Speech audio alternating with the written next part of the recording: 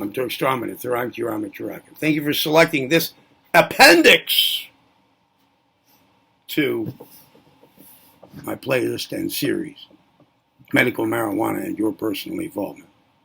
This is the appendix because the immediately prior video, the 20th one, was the conclusion of the series. With something to do. Wrapping it all up. Well, but there is a bit more. This is an appendix. It's not quite the same as the rest of the videos. Before I continue, subscribe to the channel. Activate the notification bell feature. Folks, share the joy of the channel with others, at least by giving this video a thumb up and comment courteously below. Now, what's the appendix about? A motivational syndrome and the munchies.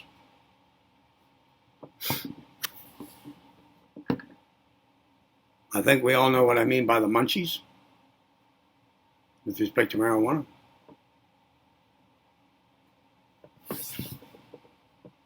Now, at first glance, it would seem like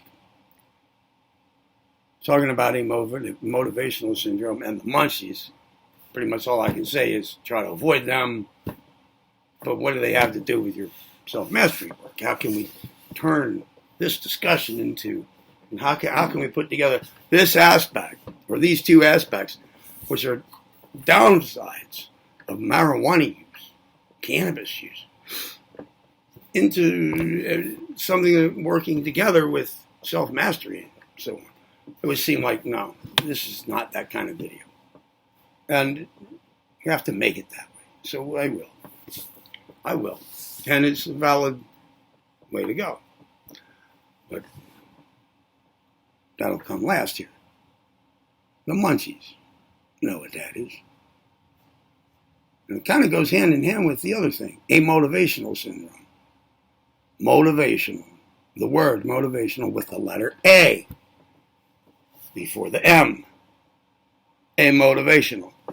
This means opposite of motivational. And it's a syndrome. The whole thing of its own that goes on with you. And it's not no incident of it, no occurrence of it. It's an isolated one. It becomes a whole thing of its own for you. Like syndrome. What's a syndrome? Here's an example of a syndrome. Panic syndrome. Not the same as panic attacks. Okay, you get panic attacks. But do you have panic syndrome? Syndrome is a state of affairs. A person with panic syndrome, panic having to do with fear, right? Even fear of panic attacks can cause panic attacks if you have panic syndrome. It's a whole thing of its own, man. It seems to have its own conditions.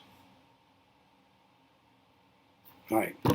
Amotivational syndrome associated with smoking marijuana. You might get up and you have plans for the day. You were going to do this, you were going to do that. But you decide to do a wake and bake. In other words, you get up, you have your plans, get out of the shower, whatever, and then you think, you know what, I'm just going to smoke some weed here. I just feel like it. You smoke something, whoa. All different now. The whole day is going to take a different turn. Quite likely. Perhaps. I don't know all the factors involved. In which way it might go, like continue on as you had planned, or change. But if it changes, it's usually in this direction. It's in this direction. You don't get to the things that you were going to do. You don't get to much at all. You're ripped. You're stoned. You're spaced out. You might find yourself sitting on the couch and deciding, you know what, today I'm just going to sit here as long as I feel like it. Here on the couch, kind of just sunk into the thing, feeling pretty chilled out. I'm feeling a lot. Like all the stress just left, man. I'm not even thinking about this shit that stresses me out. You know, this is why we smoke weed. You know, these are the thoughts. This is, oh, yeah, man.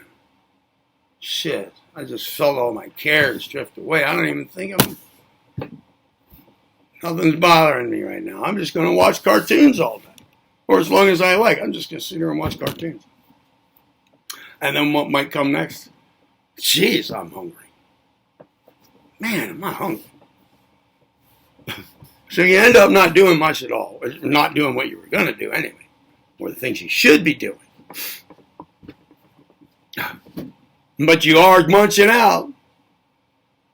So not only now do you not do shit because you have a motivational syndrome in full blast, full swing, full operation, but you're going to fill your gut with junk food.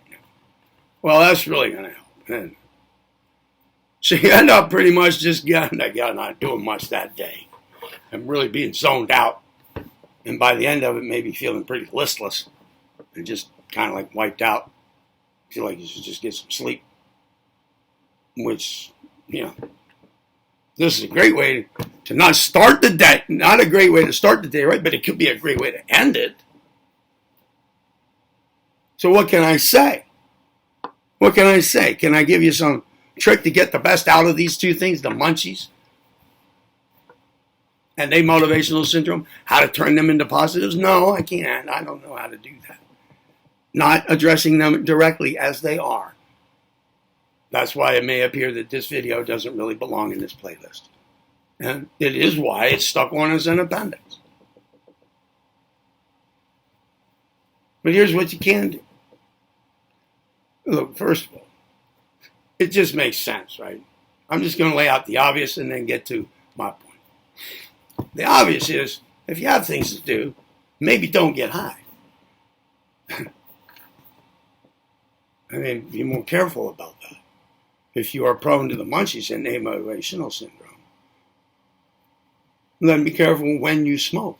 However, if you are taking medical marijuana for prescribed reasons, and you have one of those reasons, one or more of those reasons are staring you in the face, well, then you're probably going to want to smoke right then, which is what it's prescribed for. Okay, so that could get in the way of just, when you have things to do, don't get high. Maybe you're going to do it anyway. That's prescribed. So what can we do? Well, at the times, which would probably be most of the time, when you can medically, or if you're really pushing it, like really working hard at this, if you can get away with it, if you can find a way at the moment to not smoke when you have other things to do, but you would rather sit down on the couch and veg out and then pig out. Those are two things you want to do. You want to do pretty much nothing, and you're going to get the munchies. You're going to want to chow down, pig out, munch away. Usually it's on snack food. Right? You can get the most out of that, out of those two events, things, phenomena, by not doing them. Not just to not do them and get those results, but to strengthen your use of the power of will. You see, a motivational syndrome and munching out on the munchies are going to weaken your will. They will. Because you actually wanted to get other stuff done today.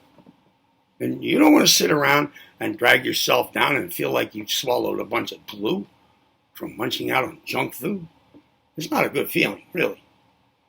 It's great when it's happening, but afterwards, when you finally go bonk in your stomach and then you, my God, your tissue feels like it's packed with glue. You just can't do anything. Zoned out just from the munchies, from having acted on the munchies. Zoned out because you just don't want to do anything. Well, you don't want to do anything, so then that's called zoned out. You can barely use your head, brain. You can barely think straight. You just knocked down. All right. Refrain from doing those two things. From doing nothing and munching out. Practice restraint. When you get high and those tendencies come up. Now this will take some work. But it's all I can think of for you. To help you with them. To get something out of them. Do what you planned on doing.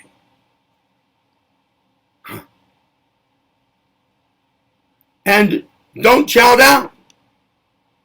These are restraint from the things that you'd rather do. Refraining from doing them. Practicing restraint. This will strengthen your will. One of the best ways to strengthen your use of the power of will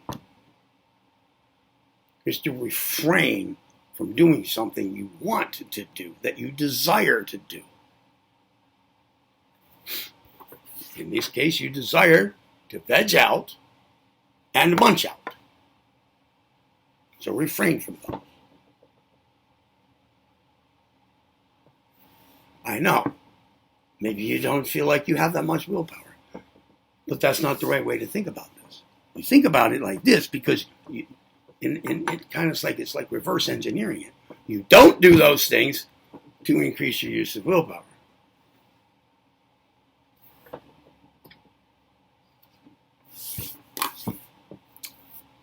And now that's it. That's the end of the appendix here now.